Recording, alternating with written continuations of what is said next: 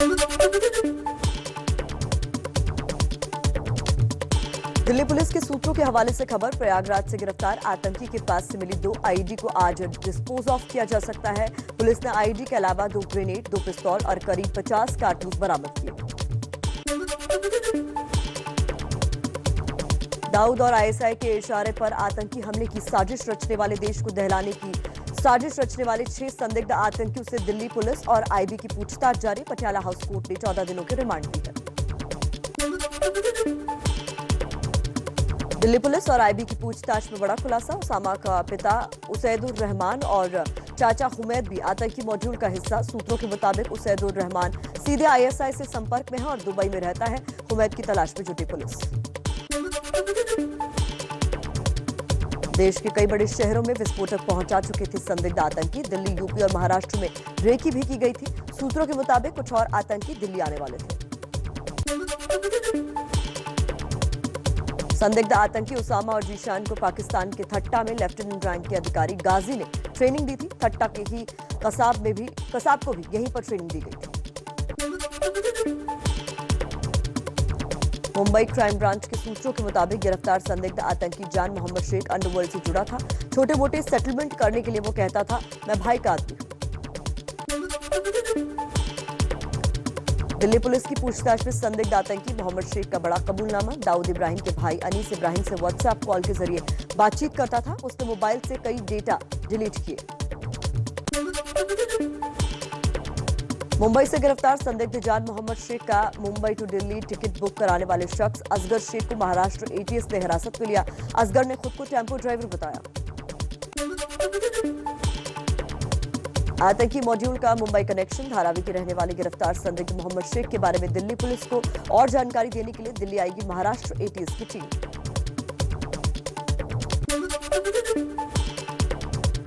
Delhi police ने सबूत नहीं मिलने पर 2 संदिग्धों इम्तियाज और मोहम्मद जमील को छोड़ा। संदिग्ध ताहिर के बारे में दिल्ली पुलिस को कोई जानकारी नहीं। यूपी एटीएस ने इम्तियाज, मोहम्मद जमील और ताहिर को हैंडओवर करने का दावा किया था। यूपी एटीएस का राज्य से कुल 6 आतंकियों को पकड़ने का दावा। मंगलवार को 6 में से 3 आतंकियों को यूपी से गिरफ्तार किया गया था। यूपी एटीएस ने बुधवार को 3 और को गिरफ्त में लिया। यूपी के बहराइच का रहने वाला है गिरफ्तार संदिग्ध आतंकी अबू बकर।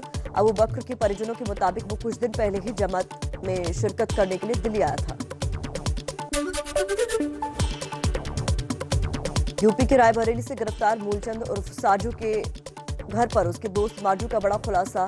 साजू अक्सर प्रयागराज में अपनी बहन के घर जाता था, जिसका घर जीशान के ब्लॉक में ही है, जबकि परिवार वाले मूलचंद के कभी बाहर न जाने की बात कह रहे हैं।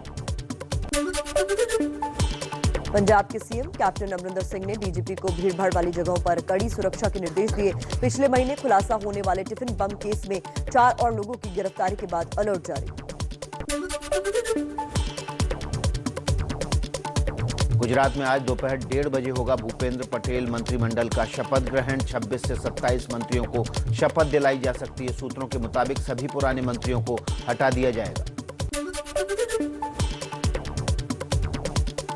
यूपी के सीएम योगी आदित्यनाथ का आज बाराबंकी दौरा। 246 परियोजनाओं का करेंगे लोकार्पण, शिलान्यास, जनसभा को भी करेंगे संबोधित।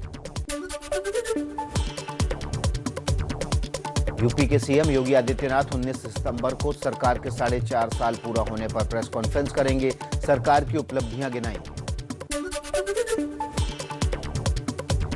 यूपी में योगी कैबिनेट ने एक और एटीएस सेंटर बनाने के प्रस्ताव को मंजूरी दी। देवबंद के बाद अब मऊ में एटीएस का सेंटर बनाया जाएगा। यूपी की राजनीति में अब्बाजान के बाद चचाजान की एंट्री। किसान नेता राकेश टिकैत का ओवैसी और बीजेपी पर निशाना। कहा, ओवैसी बीजेपी के चचाजान हैं जो यूपी आ चुके हैं, किसानों को बर्बाद करने की कोशिश होगी।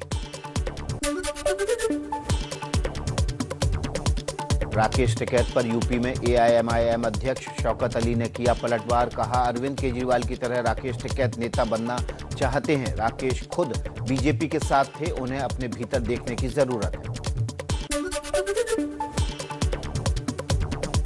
बीजेपी ने भी राकेश टिकैत पर निशाना साधा। बीजेपी प्रवक्ता राकेश टिकैत ने कहा, टिकैत एसपी बीएसपी के लिए कितनी ही फील्डिंग कर लें, लेकिन योगी को हिला नहीं पाएंगे। आम आदमी पार्टी की यूपी विधानसभा चुनाव के लिए संभावित 100 उम्मीदवारों की सूची जारी। पार्टी ने कहा आने वाले वक्त में अगर इनका काम अच्छा रहा तो इनके नाम फाइनल हो सकते हैं। राजनीति से ही जुड़ी हुई कुछ और खबरों का रुख कर लेते हैं फटाफट अंदाज में।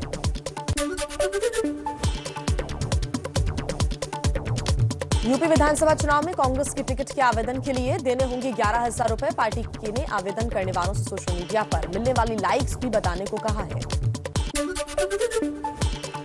वाराणसी में सुहेलदेव भारतीय समाज पार्टी के अध्यक्ष ओम प्रकाश राजभर का सरकार पर गंभीर आरोप। कहा चुनाव आते ही आतंकवादी दिखाई देने लगते हैं, इन्हें सरकार लाती है, साथ ही साथ हिंदू मुस्लिम के नारे भी तेज हो जाते हैं। ओम प्रकाश राजभर के बिगड़े बोल। बीजेपी के SC ST और पिछड़े वर्ग के नेताओं को लेकर दिया विवादित बयान। ओम प्रकाश राजभर ने मुख्तार अंसारी को बताया गरीबों का मसीहा। कहा यूपी के किसी भी सीट से चुनाव लड़ना चाहेंगे तो हम लड़ाएंगे, उनका और उनके परिवार का स्वागत है। केंद्रीय मंत्री रामदास अठावले ने अपनी नई पार्टी RPI के लिए यूपी विधानसभा चुनाव में 10 से 12 सीटों की मांग की है। कहा हमारी पार्टी के चुनाव लड़ने से BSP को नुकसान और बीजेपी को फायदा होगा। मुजफ्फरनगर में बीजेपी विधायक विक्रम सैनी का बड़बोला अंदाज दिखा। कहा किसी को अल्लाहू अकबर बोलकर वोट मिलता है और हमें जय श्री राम बोलकर। योगी सरकार के मंत्री रविंद्र जायसवाल को बड़ा झटका। प्रयागराज की स्पेशल MP MLA कोर्ट ने जायसवाल के खिलाफ दर्ज आपराधिक मुकदमा वापस लेने की अर्जी खारिज की। हाल ही में राहुल गांधी की वैष्णो देवी यात्रा पर विवाद शुरू। बीजेपी का दावा राहुल ने माता रानी के जयकारे नहीं लगाए, जिससे कटरा की धरती अपवित्र हुई। बीजेपी ने शुद्धिकरण के लिए गंगा जल का छिड़काव किया। दिल्ली में महिला कांग्रेस के स्थापना दिवस कार्यक्रम में राहुल गांधी का संघ पर हमला। बीजेपी RSS के लोग झूठे हिंदू हैं, ये हिंदू धर्म की दलाली करते हैं। घट गई है दुर्गा लक्ष्मी सरस्वती की शक्ति। बीजेपी प्रवक्ता संबित पात्रा का राहुल पर पलटवार। बोले बार बार हिंदू धर्म की भावनाओं को आहत करने का काम कर रहे हैं राहुल गांधी, देश से माफी मांगे। मध्य प्रदेश के बीजेपी विधायक रामेश्वर शर्मा ने कहा कि हिंदू देवी देवताओं का अपमान करने पर राहुल गांधी देश से माफी मांगे। गुरुवार को FIR दर्ज कराऊंगा। TMC की अर्पिता घोष ने राज्यसभा सांसद पद से इस्तीफा दे दिया है। सभापति वेंकैया नायडू ने इस्तीफा मंजूर किया। सूत्रों के हवाले से खबर। बंगाल सरकार के एक पूर्व मंत्री राज्यसभा जा सकते हैं। भवानीपुर सीट से चुनाव लड़ रही ममता बनर्जी ने भवानीपुर के गुरुद्वारे में मत्था टेका। बोली आजादी की लड़ाई से ही पंजाब और बंगाल का रिश्ता जुड़ा है। पंजाब के CM कैप्टन अमरिंदर सिंह के बयान पर हरियाणा में बवाल। नाराज बीजेपी कार्यकर्ताओं का रोहतक में प्रदर्शन। अमरिंदर ने किसानों को दिल्ली और हरियाणा में जाकर आंदोलन करने को कहा था। कैप्टन के बयान पर करनाल में बीजेपी का निशाना। कहा कांग्रेस भोले भाले किसानों के नाम पर ओछी राजनीति कर रही है। अमरिंदर सिंह का चेहरा बेनकाब हो गया।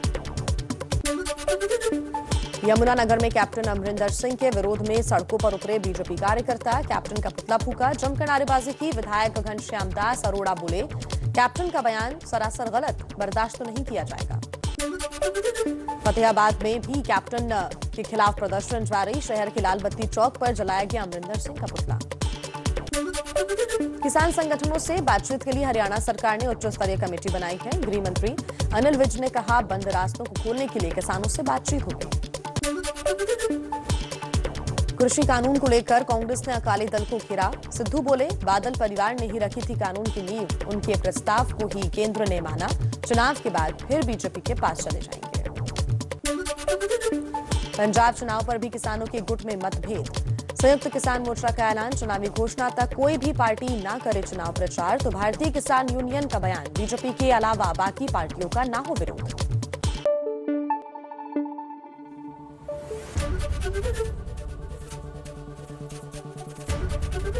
ABP न्यूज आपको रखे आगे।